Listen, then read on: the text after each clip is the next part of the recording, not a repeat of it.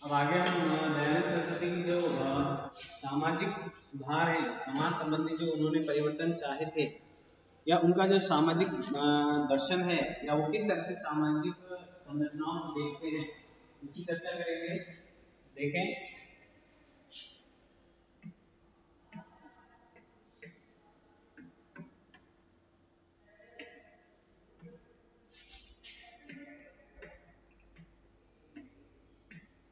Social philosophy of mister Dayanand Saraswati.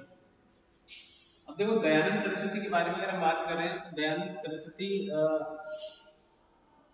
एक धार्मिक परिवार से जुड़े हुए हैं, धार्मिक संस्कारों का हम लोग विकसित हुए हैं। उनके पिताजी के माध्यम से उनमें जो संस्कार डाले गए, धार्मिक कहते हैं तो वो धर्म कहीं ना कहीं समाज से जुड़ा हुआ है।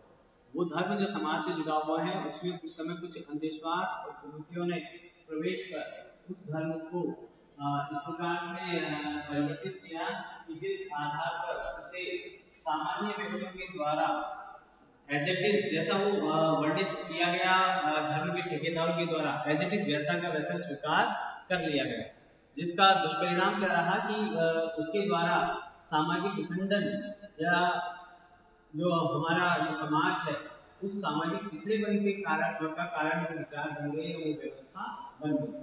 तो उस व्यवस्था में उस समय के अनुसार परिवर्तित करने के लिए उन्होंने सामाजिक दृष्टिकोण या अपने सामाजिक दर्शन के आधार पर उन कुरीतियों पर और अंधविश्वासों पर प्रहार करने का महत्वपूर्ण कार्य किया। और जो सार तत्व था, जो हमारी सामाजिक व्यवस्था में जो तत्व शामिल हैं या उस समय शामिल थे, उनका जो मुख्य कारण था या किस वजह से उन विशेषताओं को हमारी सामाजिक व्यवस्था में शामिल किया गया, उस व्यवस्था का विश्लेषण कर उसे वास्तविक रूप में प्रस्तुत करने का महत्वपूर्ण योगदान मिस्टर दयानंद सरस्वती के द्वारा तात्कालिक सामाजिक परिस्थितियों में दिया गया। वो जो सामाजिक रूढ़ियां थी, उनका विरोध करते थे, और वे जो रूढ़ियां कालांतर में किसी अन्य विदेशी प्रभाव के कारण समाहित हो रही थी, तो उसका विरोध उन्होंने जारी रखा। कहने का तात्पर्य इतना ही है, कहने का मतलब इतना ही है कि उनका सामाजिक दर्शन भारत की सामाजिक प्रतिष्ठापना या सामाजिक प्रतिष्ठा को पुनः स्थापित करना था। वो चाहते थे कि जो भारतीय प्रारंभ से ही नैतिक, धार्मिक, सामाजिक आधारों पर श्रेष्ठ कार्य करते थे, उनके नैतिक पतन में इस प्रकार उनके नैतिक पतन का कारण सामाजिक व्यवस्था को उन्होंने माना, और इसका परिणाम रहा कि विदेशी जातियां हम पर शासन करने की क्षमता प्राप्त कर पाई। तो हम एक एक करके देखेंगे, उनके जो सामाजिक जो विचार हैं उनके बारे में चर्चा करते हैं। जो पहला उन्होंने बताया कि उनके अनुसार सामाजिक व्यवस्था किस प्रकार की होनी चाहिए, या वो किस सामाजिक व्यवस्था में आस्था रखते हैं। तो पहला जो बिंदु है वो है कि दयानंद के अनुसार सामाजिक व्यवस्था का आधार।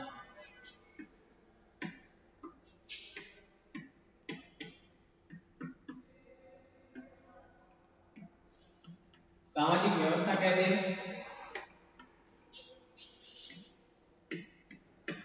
या समाज का आधार कहते हैं, ठीक है। तो सामाजिक व्यवस्था का क्या आधार रहा दयानंद सरस्वती के अनुसार, वो देखते हैं। तो दयानंद सरस्वती जो है वो अपनी सामाजिक व्यवस्था को यमों और नियमों के आधार पर संचालित करना चाहते थे। ये यम और नियम हमने मनु में भी पढ़े हैं और वेदों में इनका वर्णन किया गया है, ठीक है। यानी वो चाहते थे कि जो व्यक्ति नैतिक मूल्यों पर आधारित, नैतिक सभी जगह आ रहे हैं। तो समाज के भी अपने नैतिक मूल्य हैं, शिक्षा पद्धति के भी अपने नैतिक मूल्य हैं, राजनीतिक व्यवस्थाओं के भी अपने नैतिक मूल्य हैं। तो नैतिक मूल्यों पर आधारित सामाजिक व्यवस्था चाहते हैं, नैतिक मूल्य पर आधारित सामाजिक व्यवस्था। अब समाज बना हुआ है मुख्यतः ग्रस्त व्यक्तियों से, या ग्रस्तों की संख्या ज्यादा होती है, तो इस तरह से जो हम आश्रम पढ़ेंगे या आश्रम हम पढ़ चुके हैं, उन आश्रमों में बताया कि गृहस्थ सर्वाधिक महत्वपूर्ण है। तो ऐसे वो भी मानते थे कि ये जो नैतिक मूल्य है इनसे कहीं न कहीं उस समाज का जो मूल तत्व है, मूल व्यक्ति है, वो जुड़ा हुआ है। तो उस नैतिक व्यक्ति के नैतिक मूल्यों में अत्यधिक विकास होना चाहिए। और ये नैतिक मूल्य क्या है? ये नैतिक मूल्य है आपके आचरण को सर्वश्रेष्ठ बनाना। जैसे पुराने उदाहरणों की बात करते हैं जो वेदों में वर्णित है, जैसे राम को महामानव मानते हैं, महाभारत के कृष्ण को महामानव मानते हैं। ऐसा कई कई जगह वो रामायण महाभारत की इतनी प्रशंसा नहीं करते। मैंने पहले बताई बात, वो उनका समर्थन नहीं करते थे, लेकिन उसी प्रकार से किसी महामानव के द्वारा प्रस्तुत एग्जाम्पल को वो बहुत अच्छे तरीके से अडॉप्ट करने की बात करते हैं। तो मैंने आपको बताया कि वो क्या कहते हैं, यम और नियमों पर आधारित सामाजिक व्यवस्था का समर्थन करते हैं। यम और नियम आधारित।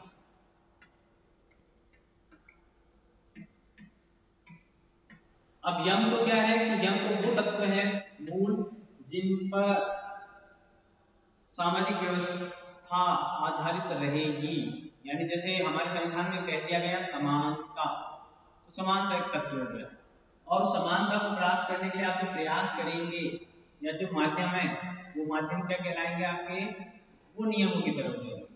ठीक है, तो देखिए यम के अंतर्गत उन्होंने कहा, मैं जैसे लिख रहा हूं वैसे याद करने का प्रयास करें। अहिंसा, अस्तेय,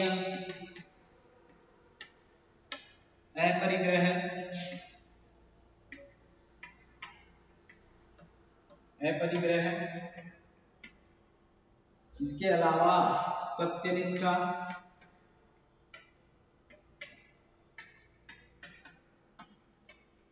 ठीक है। ये कुछ मुख्य यम है जिनके अंतर्गत आपको काम करना चाहिए। और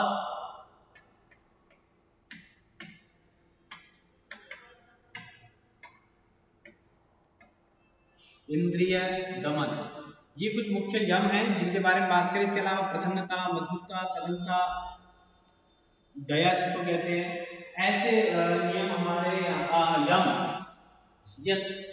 का पालन करने का आग्रह मिस्टर दयानंद सरस्वती के द्वारा किया जाता है। स्वामी दयानंद सरस्वती ऐसा कह रहे हैं।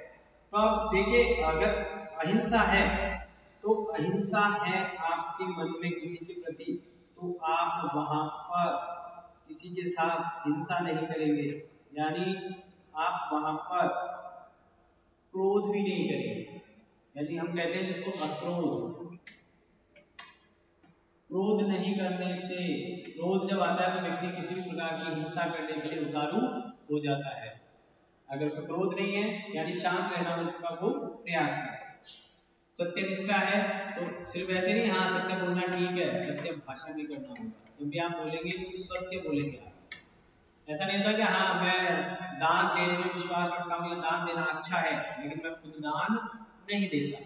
तो ऐसा ही सत्यनिष्ठा में तो आपका विश्वास है कि सत्य बोलना चाहिए, सत्य अच्छा होता है, सत्य के द्वारा ये, सत्य के द्वारा ईश्वर को प्राप्त किया जा सकता है। लेकिन जब मेरे खुद के आचरण करने की बात आती है तो मैं सत्य नहीं बोलूंगा, ऐसा नहीं होना चाहिए। ठीक है। स्वाध्याय, जो चीज अब हमने पढ़ा दी आप उसमें कुछ ऐड कर रहे हैं या उसको याद कर रहे हैं, तो वो किसके अंतर्गत आएगी? स्वाध्याय के अंतर्गत। और स्वाध्याय के साथ बिना किसी के आग्रह के आप पढ़ रहे हैं, ऐसे नहीं किसी लालच में पढ़ रहे हैं या किसी के कहने के बाद पढ़ रहे हैं आप। और सर्वाधिक इंपॉर्टेंट बात, ईश्वर के प्रति निष्ठा। ईश्वर के प्रति क्या होगी आपने? निष्ठा होगी। तो ये सारी चीजें जो शामिल हैं, इन सब के आधार पर वो सामाजिक व्यवस्था का निर्धारण करना चाहते हैं। इसके अलावा वो कहते हैं कि जो धर्म है वो धर्म भी क्या है? जीवन का आधार। सामाजिक जीवन का आधार क्या है? धर्म। और धर्म हमने पहले वाले वीडियो में बात की थी। उस वीडियो में कहा गया था कि धर्म जो है वो सामाजिक जीवन का आधार है, लेकिन धर्म क्या है? तो उन्होंने कहा कि जो भी वेदों में करने के लिए जो कार्य कहे गए हैं वे सभी कार्य धर्म हैं और जिन कार्यों को करने के लिए मना किया गया है वे सभी अधर्म हैं।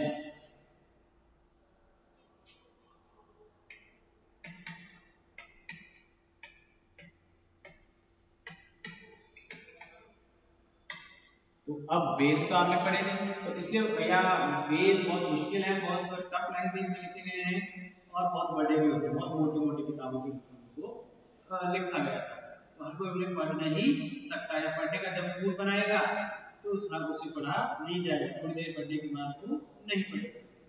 ठीक है, तो धर्म को सामाजिक जीवन का आधार बताया और उन्होंने इस धर्म में वो परिभाषा जो मैंने आपको बताई थी, इसके अलावा न्याय, निष्ठा, सत्यनिष्ठा,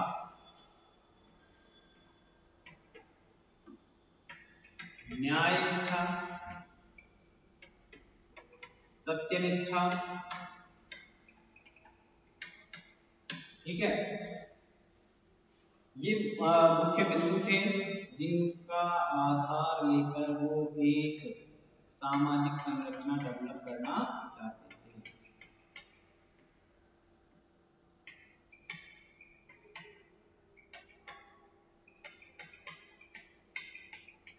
आधारित सामाजिक व्यवस्था। देखो एक एक बात ऐसी बताई जा रही है जो आपको लगेगा कि सर ये तो बहुत इजी है या फिर हमने पढ़ा रखा है या एक एक चीज का बार बार रिपीटेशन हो रहा है, लेकिन अगर आप इसमें दयानंद के बारे में पढ़ रहे हैं तो आपको लिखना ही पड़ेगा। तो ऐसी सामाजिक व्यवस्था वो चाहते हैं। ठीक है, तो इस प्रकार आप देख सकते हैं कि आगे जब वो आगे बात करेंगे हम, तो उसमें इस प्रकार के नियमों के अतिरिक्त कोई और सार निकलकर सामने नहीं आएगा। ठीक है, तो सामाजिक दर्शन का अपना पहला आधार क्या रहा, सामाजिक व्यवस्था का आधार क्या है, किस पर आधारित है वो, यम नियम, यम नियम धर्म आधारित होगी। ठीक है, और नैतिक मूल्यों का भी उसमें सपोर्ट किया जाएगा। आगे चले, जो दूसरा है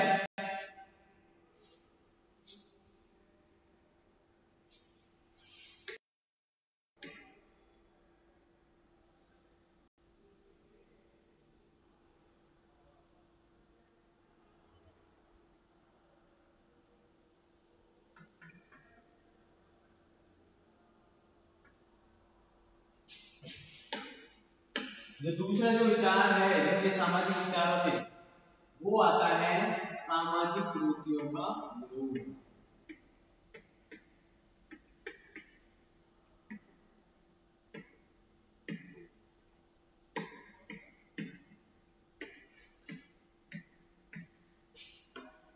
सामाजिक कुरीतियों और अंधविश्वासों का वो विरोध करते हैं।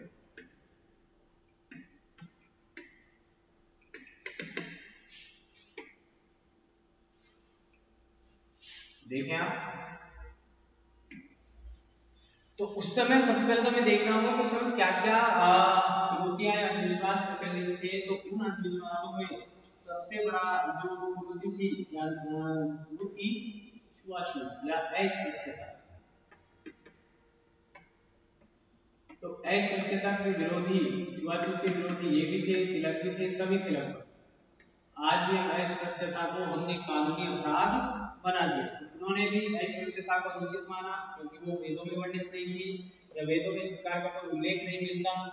ठीक है, कि जहां पर किसी प्रकार की गणना की गई हो जातिगत आधार पर या धर्म के आधार पर, या किसी व्यक्ति को उसके शारीरिक गुणों के आधार पर तिरस्कृत करने का कोई प्रावधान बना दिया। हालांकि व्यक्ति है, तिरस्कृत कर सकते हैं, अनादर कर सकते हैं, लेकिन सामाजिक रूप से उसको मान्यता प्राप्त नहीं थी। जिस तरह आज हमारे यहाँ छुआछूत को कानूनी रूप से मान्यता प्राप्त नहीं है, कहने का मतलब गैर कानूनी बना दिया गया है छुआछूत को, लेकिन फिर भी कहीं कहीं ऐसा एग्जाम्पल मिल सकते हैं, चाहे वो ओपनली हो चाहे समाज में आपको दिखाई दे जाते हैं।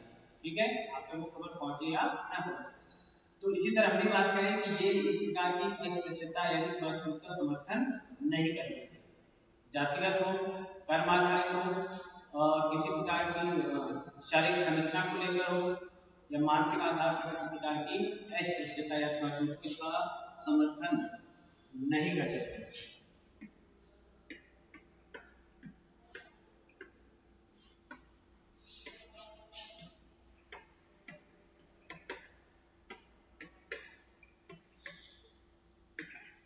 ठीक है।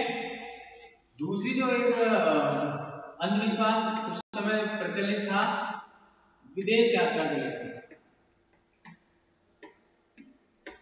अब भारत की मानसिकता देखिए या भारतीय की मानसिकता देखिए, मूल उद्देश्य तो यह था कि भारतीयों को विदेशी संस्कृति के दुष्प्रभाव से बचाए रखने के लिए, ठीक है, इस प्रकार का प्रयास किया जाता था कि वो विदेशियों के संपर्क में कम से कम आए।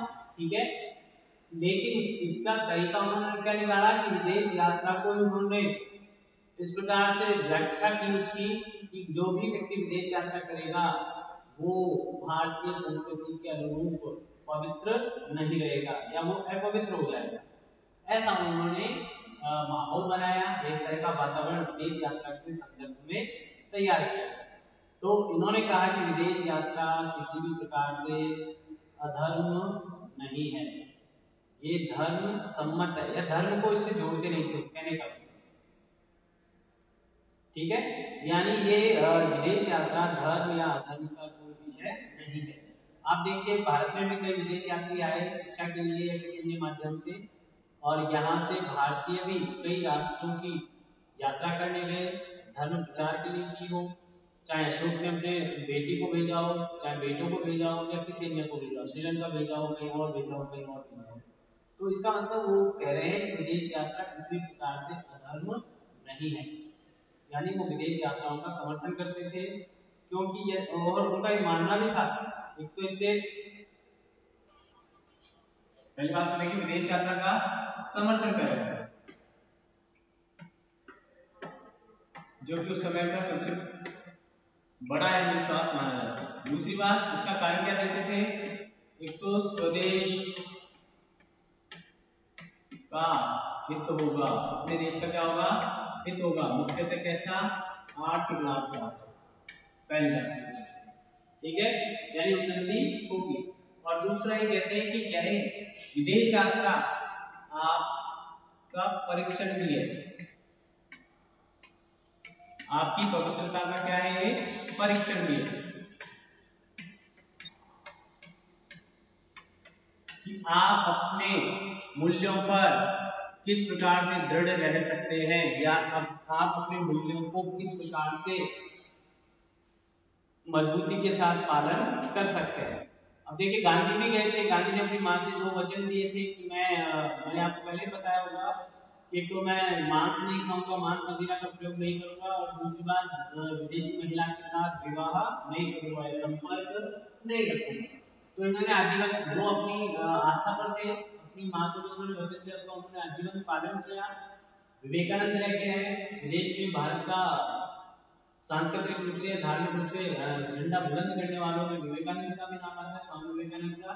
तो वो उनके विदेश जाने से उनकी संस्कृति या उनके विचारों पर किसी भी प्रकार का नकारात्मक प्रभाव नहीं आया, या भारतीय संस्कृति के विरुद्ध किसी प्रकार का कोई विरोध उनमें उत्पन्न नहीं हुआ। तो ऐसा ही दयानंद सरस्वती के द्वारा भी कहा गया। ठीक है, इसलिए वो बाल विवाह और इसका विदेश यात्रा का क्या करते हैं, समर्थन करते हैं। ठीक है, उन्होंने अशिक्षा के संदर्भ में, जो कि अविश्वास अंधविश्वास था, या एक प्रवृत्ति डेवलप हो गई थी, शिक्षा नहीं दिलवाती। हालांकि उसमें कहीं न कहीं विदेशी आक्रांताओं का या विदेशी दुष्प्रभाव का प्रभाव रहा, अन्यथा भारत में शिक्षा का माध्यम सभी वर्णों के लिए रखा गया था। मनु के कारण मनुष्य को वर्ण को शिक्षा से वंचित रखने का प्रयास किया गया। अब वहां पर वो स्वतः ही नहीं जाते थे या उन्हें जाने नहीं दिया जाता था, इसमें विवाद भी हो सकते हैं और ये विषय भी हो सकता है डिबेट का। लेकिन हम ये कह रहे हैं कि जो जितनी कट्टरता विदेशी यात्रियों के भारत में आगमन के बाद आई थी उतनी पूर्व में नहीं। ठीक है, आगे देखिए आप, शिक्षा का उन्मूलन करना चाहते थे, वो महिलाओं को भी शिक्षा देना चाहते थे, बालक बालिकाओं को भी शिक्षा देना चाहते थे। वो ये चाहते थे कि सभी को शिक्षा प्राप्त हो, जो कि उस समय पॉसिबल नहीं हो पा रहा था, या शिक्षा नहीं उपलब्ध करवाई जा रही थी सभी को, शिक्षा की तरफ रुझान जो था वो थोड़ा कम था। तो उन्होंने खुद ने भी कहा, उनका खुद का कहा गया कथन है कि 5 और 8 वर्ष की आयु के पश्चात जो भी अभिभावक अपने पुत्रों पुत्रियों को शिक्षा के लिए पाठशाला नहीं भेजे, उन्हें राज्य के द्वारा दंडित किया जाना चाहिए। बालकों के लिए कितनी? 5 वर्ष का बालक और 8 वर्ष की बालिका, अगर इन्हें विद्यालय नहीं जाने दिया जाता है तो राज्य इनके पेरेंट्स को क्या करे? दंडित करे।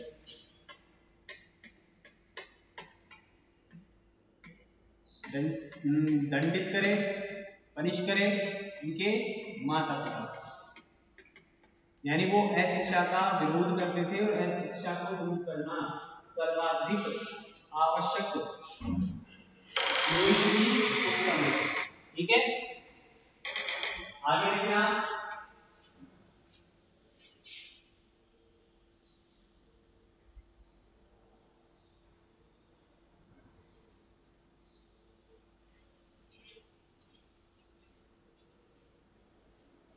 ठीक है। तो ये 3 कुरीतियां देखी हमने, आगे और देखते हैं हम।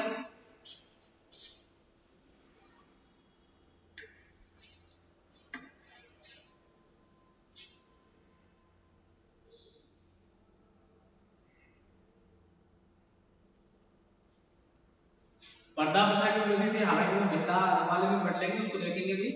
अब यहाँ पर क्या था, एक विषय और आता था, वो आता था बाल विवाह।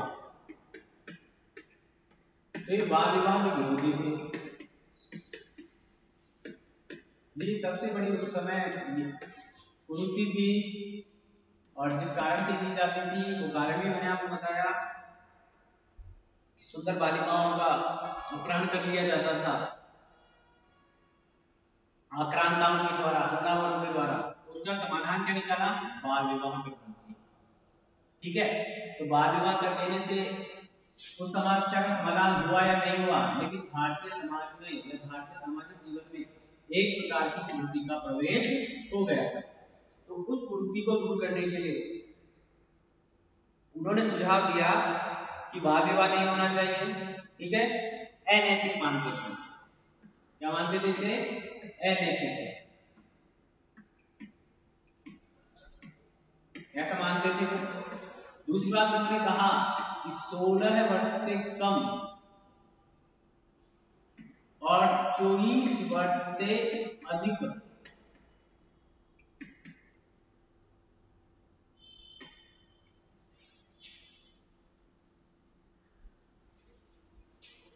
सोलह वर्ष से कम और 24 वर्ष से अधिक की बालिका या महिला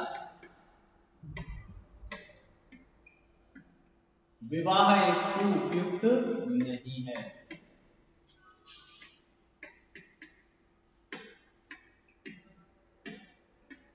अब आप देख सकते हैं आज की उम्र से 2 साल ही छोटी माना गया था वहां उस समय।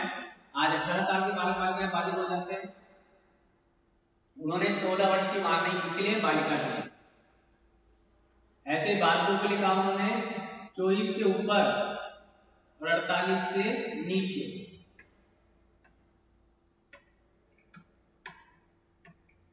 ऊपर के बालक लड़के या मैं कहता हूं वर्ग विवाह के लिए उपयुक्त नहीं है या नहीं। ठीक है। इसका मतलब उम्र कितनी हो गई? लड़की की हो गई न्यूनतम 16 से 24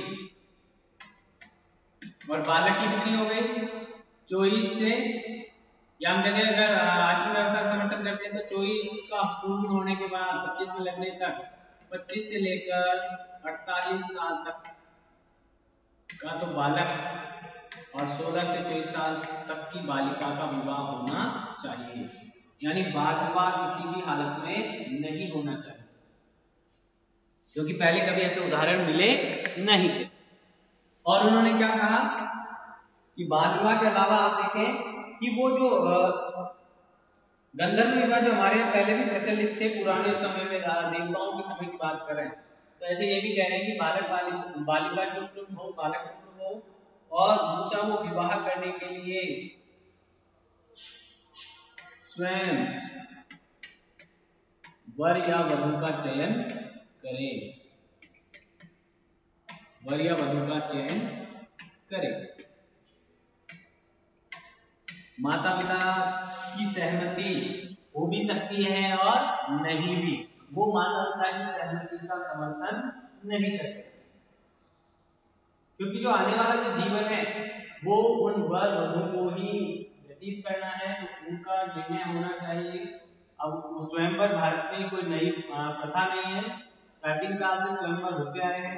ऐसा दयानंद सरस्वती कहते हैं कि जब स्वयंवर जैसी व्यवस्था थी तो आज वर्तमान में उस व्यवस्था में किस प्रकार से परिवर्तन किया जा सकता है, ऐसा वो मानते हैं। माता पिता को विवाह में हस्तक्षेप नहीं करना चाहिए, ऐसा दयानंद सरस्वती कह रहे हैं। हालांकि वो बाल विवाह का समर्थन भी नहीं करते। तो इस प्रकार जो हम देख रहे हैं उनके सामाजिक विचारों में, तो दूसरा विचार हमने देखा कि उस समय की जो सर्वाधिक प्रचलित जो कुरीतियां थी, उन कुरीतियों के संदर्भ में दयानंद सरस्वती के विचार स्पष्ट थे, व्यवहारिक हैं, कहीं भी किसी प्रकार का कोई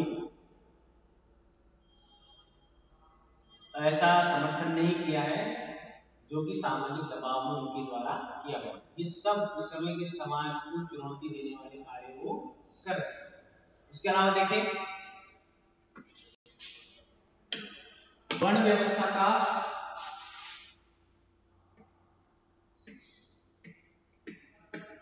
वर्ण व्यवस्था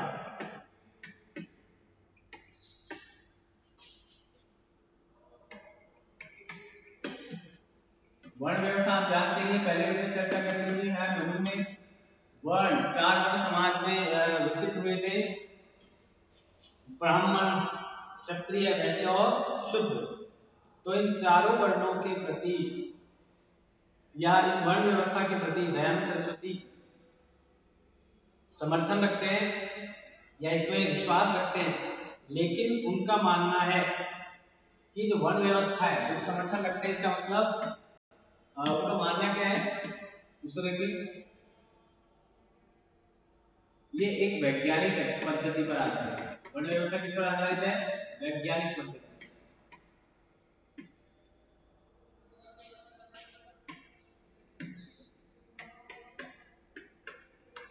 और योग्यता पर आधारित है, कहने का मतलब जो व्यक्ति जिस काम के लिए योग्य है उसे वो ही काम करना चाहिए। लेकिन ये कहते हैं या इनका मानना है कि जो वर्ण व्यवस्था जो है वो ईश्वर के द्वारा मनुष्य की क्षमता के अनुरूप उनके कार्यों के विभाजन की स्वाभाविक व्यवस्था को व्यक्त करती है। कैसे भी नाम देख रहे हैं, वर्ण व्यवस्था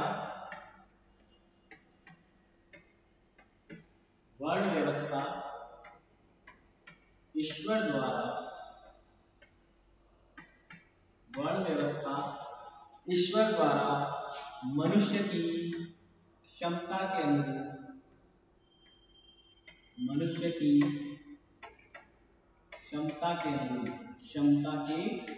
अनुरूप कार्य का वैज्ञानिक विभाजन या वर्गीकरण करती है।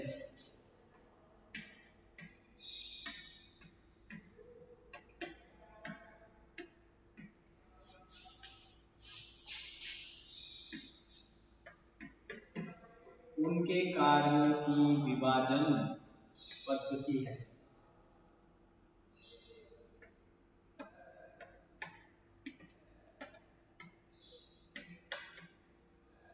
स्वाभाविक व्यवस्था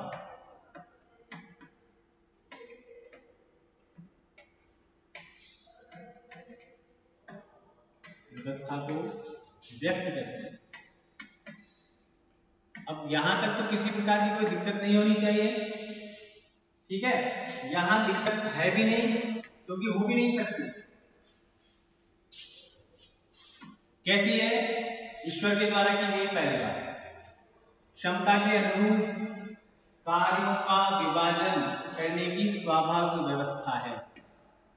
अब वर्तमान में भी तो यही हो रहा है। वर्तमान में भी कोई किसी भी वर्ण की उसका एकाधिकार नहीं है कि उसी वर्ण का व्यक्ति वही कार्य करे। हालांकि व्यवस्थाएं हो सकता है गाँव में कुछ अलग हो, शहरों में कुछ अलग हो, लेकिन वो व्यवस्था उतनी कठोर नहीं है जितनी कभी हुआ करती थी। तो यहाँ तक तो ठीक है, लेकिन वर्ण व्यवस्था में आजकल क्या आ गया, जाति व्यवस्था ने। वर्ण व्यवस्था की जगह कौन आ गया, जाति व्यवस्था।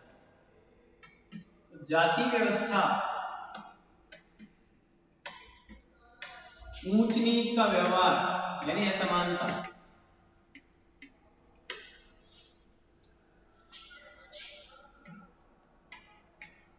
अब ये जो व्यवस्थाएं आ गई, इनके कारण इस व्यवस्था में विकृति आ गई। वर्ण व्यवस्था में क्या आ गई है, विकृति आ गई, और इस विकृति का वो सुधार करना चाहते हैं। इसीलिए वो क्या सजेशन देते हैं, वो ये सजेशन देते हैं कि बालक को, जो भी व्यक्ति है, उन्हें समान रूप से शिक्षा मिलनी चाहिए। क्या समाधान दे रहे हैं, सभी लोगों को, किसी भी वर्ग के हो, समान रूप से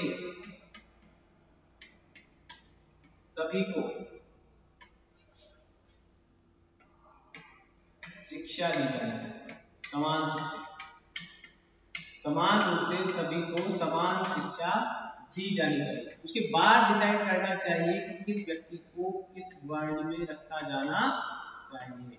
यानी ये एक तरह का ओपन चैलेंज है, या एक तरह की ओपन कंपटीशन है, जहां पर कोई भी व्यक्ति शिक्षा प्राप्त करने के बाद अपनी योग्यता को स्पष्ट करने के बाद, उसको सिद्ध करने के बाद, जिस वर्ण में जाने की क्षमता रखता है उस वर्ण में उसे जाना चाहिए। ठीक है, तो यानी ये इस वर्ण व्यवस्था में परिवर्तन करना चाहते हैं, और जबकि मेरा ये कहना है कि वास्तव में वर्ण व्यवस्था तो यही थी, जाति व्यवस्था ने इसे विकृत करने का काम किया।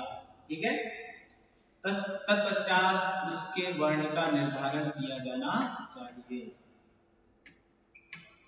जन्म आधारित वर्ण व्यवस्था का समर्थन नहीं करते हैं मिस्टर दयानंद सरस्वती।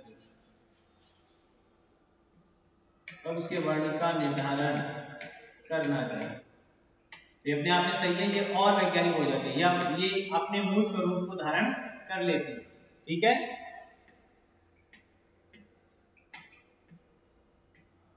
तो इसका समर्थन तो कोई भी मना नहीं करेगा। इस तरह से समर्थन वही नहीं मिलेगा जहां लोगों को अपनी जातिगत आधार पर कोई विशेष लाभ प्राप्त हो रहा है और वो अपनी जाति को छोड़ना नहीं चाह रहे, तब हो सकता है वो इस प्रकार की वर्ण व्यवस्था का समर्थन नहीं करें।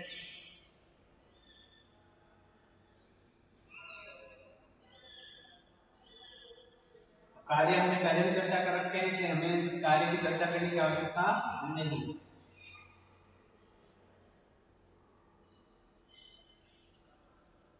आगे देखें, अब इसी प्रकार उन्होंने आश्रम व्यवस्था के संदर्भ में भी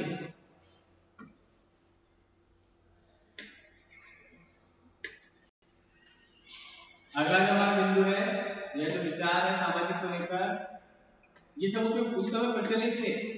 अब उस समय प्रचलित थे तो इनके विषय में दयानंद सरस्वती क्या विचार रखते हैं ये जानना जरूरी हो जाता है।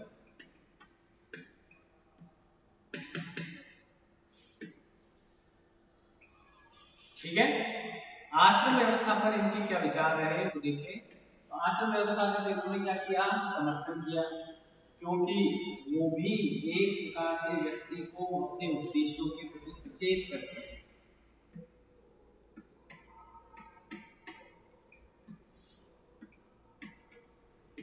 आश्रम व्यवस्था का समर्थन करते हुए, या आश्रम व्यवस्था का वो समर्थन करते थे। क्यों करते थे, क्योंकि प्रत्येक आश्रम का उद्देश्य निर्धारित था। प्रत्येक आश्रम अपने उद्देश्य को लेकर निश्चित था।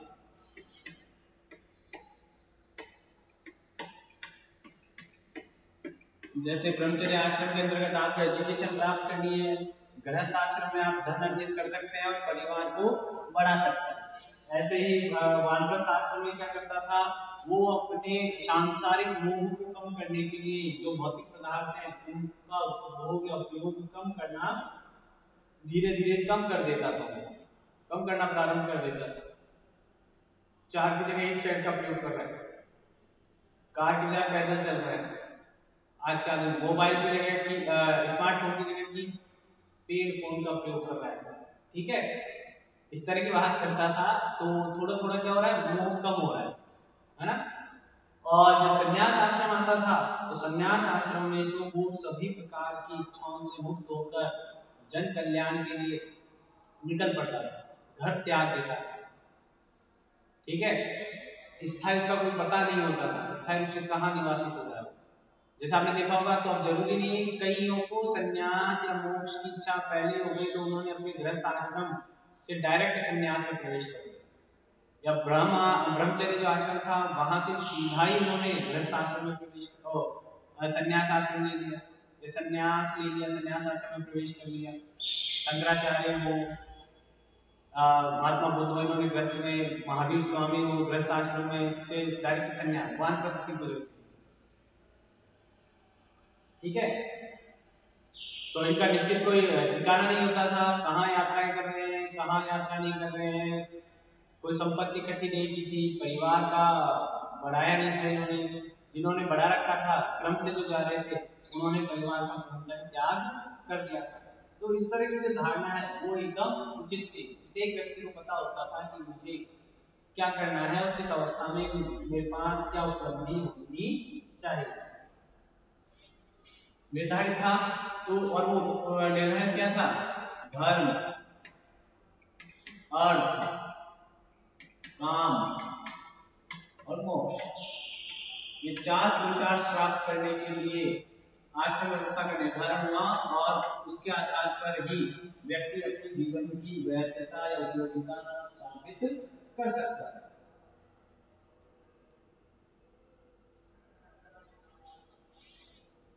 ठीक है, तो देखो आपको समझने के लिए जो चीजें हैं वो यही है कि ये समझ में बैठा रहे हैं तात्कालिक परिस्थितियों में जो वैदिक सभ्यता है उसमें, और जो ब्रिटिश सभ्यता या अंग्रेजी सभ्यता धीरे धीरे भारत में स्थान बना रही थी उसके मध्य।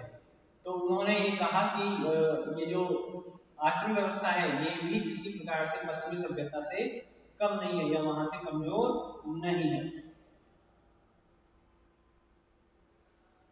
इन दो व्यवस्थाओं के अतिरिक्त किसी भी व्यवस्था का समर्थन गोपाल दयानंद सरस्वती के द्वारा नहीं किया गया।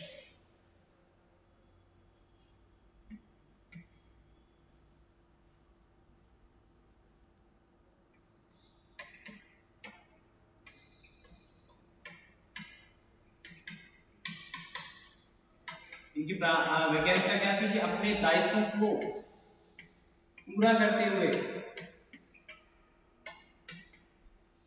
इससे क्या है, संगठन में एकता स्थापित होती, सबको पता होता था कि ब्रह्मचर्य में क्या क्या धर्म है, जिसमें व्यक्ति को क्या करना है, अर्थ कैसे प्राप्त करना है, काम को कैसे नियंत्रित करना है, या किस सीमा तक काम धर्म है उसके बाद अधर्म हो जाता है, फिर अंत में मोक्ष को कैसे प्राप्त करना।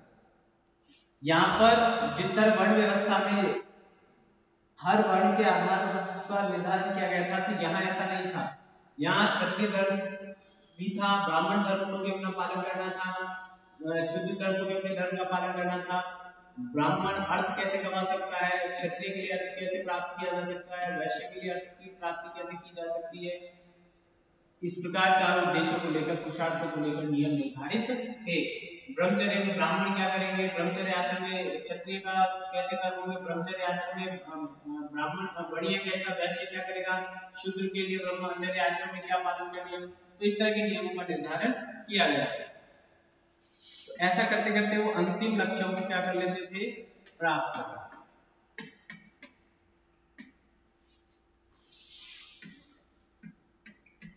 और ये वैज्ञानिक पद्धति है, इसलिए वो इसका समर्थन करते हैं। ये भारतीय वेदों में वर्णित है या भारत के इसलिए मात्र इसी आधार पर इसका समर्थन नहीं करते।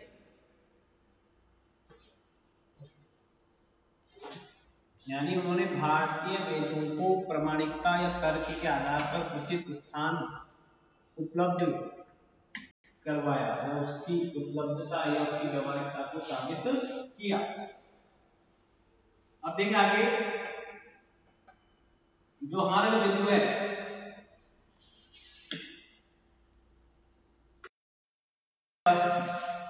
जो आज भी प्रासंगिक है, आज के समय में भी उनके संदर्भ में विषयों को देखा जाता है, वो है स्त्रियों की स्वतंत्रता।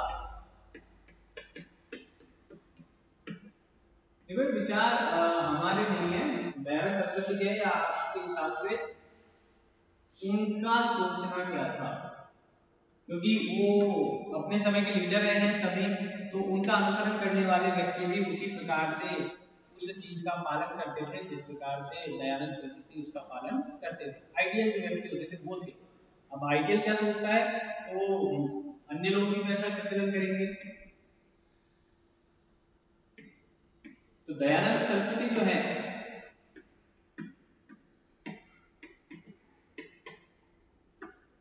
अब हो भी नहीं सकते सीधी सी बात करने से, स्त्रियों के प्रति पक्षपाती नहीं थे, पक्षपात नहीं करते थे, भेदभाव नहीं करते थे।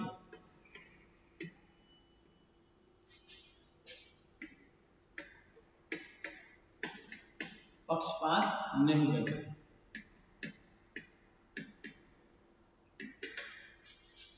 उनका जो विषय था वो कहते थे कि बाल विवाह नहीं होना चाहिए, क्योंकि महिलाओं के लिए विशेषकर, क्योंकि कई बार ऐसा होता था कि बाल विवाह में लड़की की उम्र तो छोटी रह जाती थी, लेकिन कई बार बड़े बड़े वृद्ध व्यक्तियों की शादी भी छोटी छोटी लड़कियों से कर दी जाती है।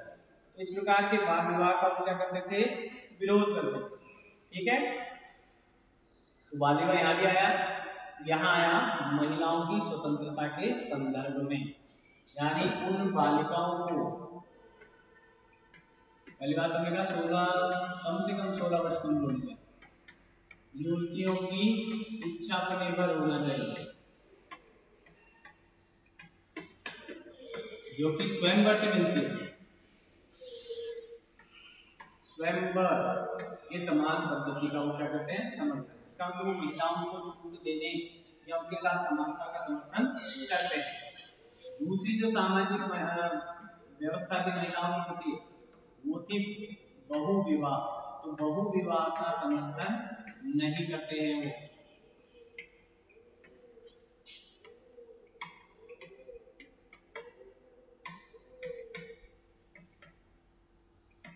ठीक है,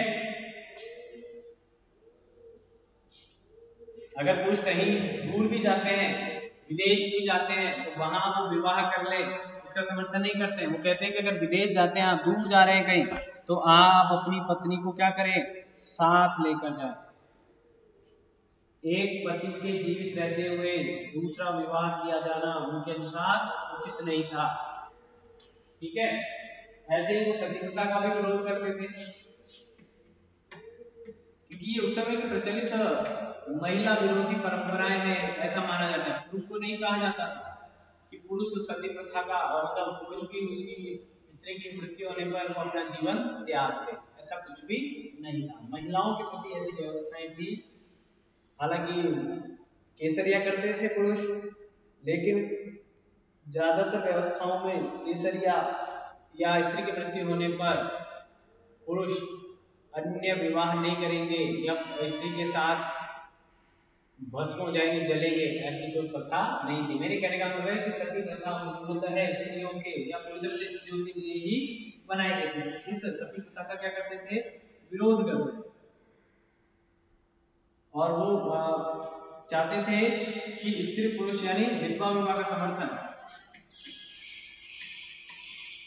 सती प्रथा विरोधी थे। विधवाओं का क्या होगा, आप समझ सकते हैं, जो सती प्रथा का विरोध करेंगे वो विधवा विवाह का समर्थन करेंगे, जो विधवा विवाह के समर्थक है।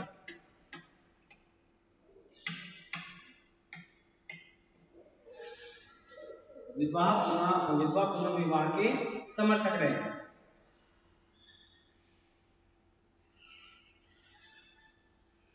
महिलाओं पर प्रतिबंध लगाए जाने का विरोध करते थे। बहुत सारी ऐसी बातें रिकॉर्ड है, कुछ लोगों ने कहा है महिलाओं को प्रतिबंधित किए जाने का, महिलाओं को प्रतिबंधित किए जाने का विरोध करते थे।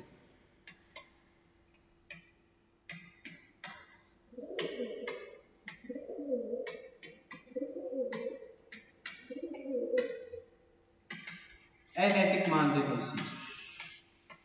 क्या है वो? अनैतिक। तो नैतिकता के पक्षधर हैं, तो अनैतिकता का समर्थन किस तरीके से कर सकते हैं? तो इस तरह हमने देखा कि दयानंद सरस्वती के जो विचार हैं, एक पर्दा प्रथा के विरोधी थे। पर्दा प्रथा भी क्यों आई थी? पहले नहीं थी हमारे यहाँ, बाद में आई थी कालांतर में। तो कालांतर में पर्दा प्रथा आने का क्या कारण था? वो सामराज्य का विरोध करते थे। इस प्रकार हम देखते हैं कि जो उनके सामाजिक जो विचार हैं, वो सामाजिक विचार अपने समकालीन विचारकों से मेल खाते हैं। वहां किसी तरह का कोई विरोध नहीं दिखाई देता।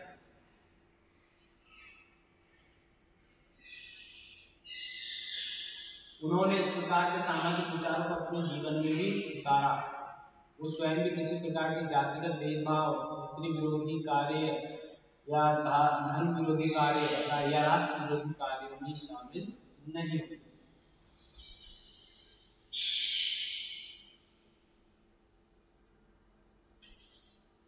ठीक है, फिर मिलते हैं अगले वीडियो में अगली जानकारी के साथ।